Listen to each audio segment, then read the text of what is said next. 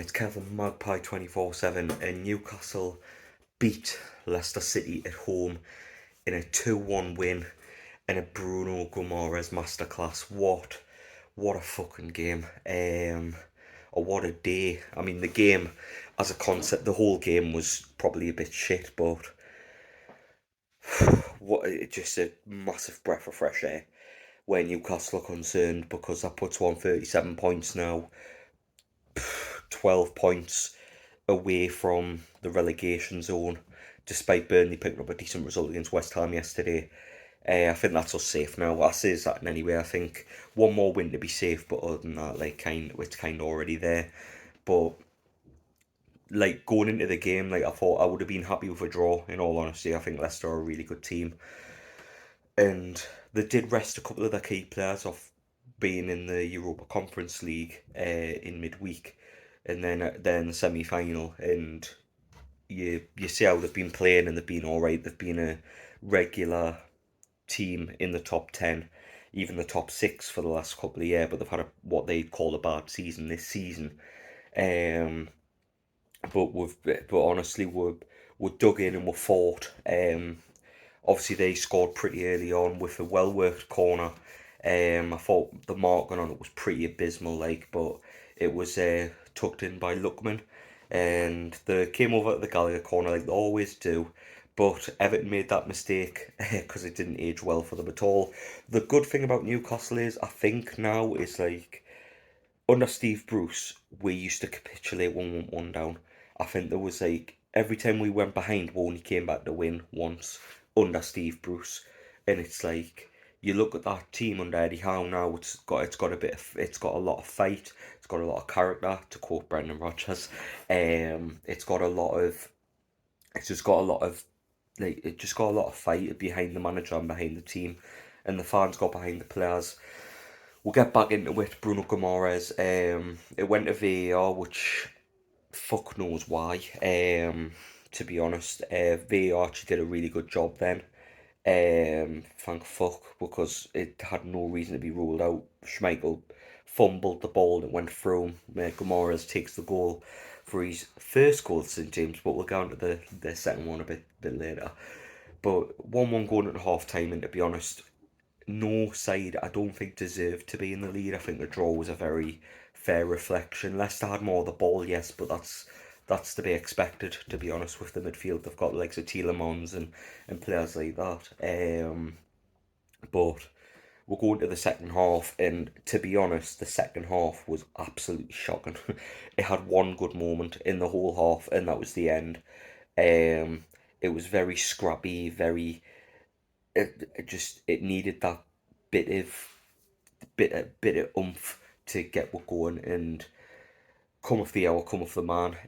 Joe Willock comes on, and his athleticism and the fresh legs, he breezes past Tielemans, runs down the wing, gets to the byline, crosses the ball into the box, beautiful cross. It took a little bit of a deflection, but we'll take it. And Bruno Guimaraes with a fucking beautiful header, to react that quickly as well on the run, to run the whole length of the field to get there as well, to get his second in front of the Gallagher end. It was something to behold. It was absolutely amazing to be a part of that. Even in the club photos, me and Paul have managed to make it as we're going fucking mental. It was just brilliant. It was very reminiscent of the Chelsea game, the last goal that was scored before all the lockdown and stuff, where we scored in the last minute and everything was up in arms, and it was just fucking great. It was nice to see. And it was nice to be a part of that again, just being able to be in the moment. And yeah, it's what you live for as a fan. To beat Leicester 2-1, it's the first time we've beat Leicester at home since Gabby Obertan scored the winner when he was on that little bit of form, which is mad. I mean, Gabby Obertan, I mean, fucking hell. I was there when that was my nephew's first game, believe it or not. Poor Ben, poor Obertan scoring the winner, fuck me. But no, 5 wins on the bounce at home for Newcastle. St James has become a fortress once again. Um, it's nice to see just the flags in general. Um, the flags, the atmosphere, everything, just all the boxes are ticked at home at the minute, and we're a very hard team to beat at home. Um, even like, and to be honest, credit's got to go to Eddie Howe, and I know there's a lot of salty people out there, like Odds Bible, for example, are saying, "Oh well, congratulations on spending 100 million and buying your way out of the fucking relegation zone." But you look away Everton now, and look at how much their squad's worth. Like, do you know what I mean? Like, money doesn't buy you everything. The managers came in. We were 4 or 5 points from safety when Eddie Howe came in, and no team who hasn't won a game after 14 games has stayed in the Premier League. Yet we are 3 points off 10th. Like in all the years of the Premier League, no one after 14 games, 0 wins, has stayed in the Premier League. Yet we are 3 points off 10th, and we're a good 10, 12 points away from the bottom three. Like, it's absolutely mental. Like, it should be manager of the season caliber, but you've got a lot of people coming in with, oh well, he bought his way at the top. I mean, it's a load of shit, because the current players that Steve Bruce couldn't get anything out of, and the players that were rolled off, the likes of your Emil Crafts and players like your Joe Lintons and players like that, Ryan Fraser, John Joe Shelby, like all these players that were written off under Steve Bruce, who were basically shown the door, have been reinvigorated under this manager, Fabian Schär. Like, all these players that are doing so well of the current team that were a bunch of championship players at the start of the season under Steve Bruce.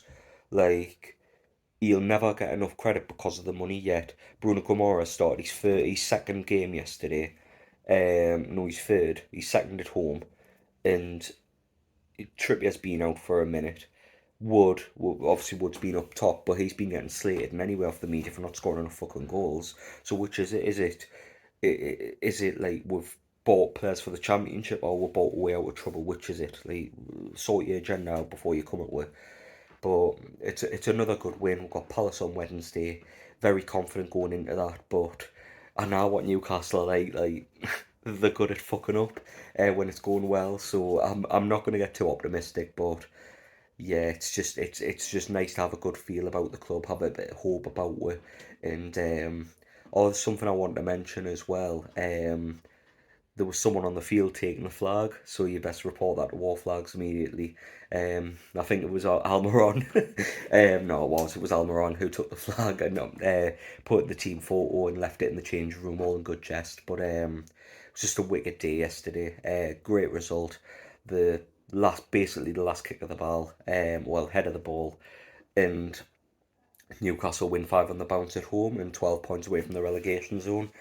But last couple of games, I mean, if we can beat Palace, like I think they're 3 points above us for game in hand, and if we beat them, we don't go above them because our goal difference is so shit. But like, to go level on points with Palace, who I think under Vieira have had an amazing season, considering they were borderline favourites to go down, and then they've made a semi-final of the FA Cup as well, unfortunately losing to Chelsea, but it's nice to see Palace get there and stuff. So it's going to be an interesting game on Wednesday, but I think I'm babbling now, so I'm going to love yous and leave yous. Good win. Bruno Guimaraes, what a fucking player. Like, I can't believe he plays for us. Like, it's absolutely mental. But I catch you on the next video. Leave a comment and let us know how you felt of the game, and tell us how good Bruno Guimaraes is, because I think he's fucking class. Right, I'll see you later, everyone. Ta-ra, bye for now.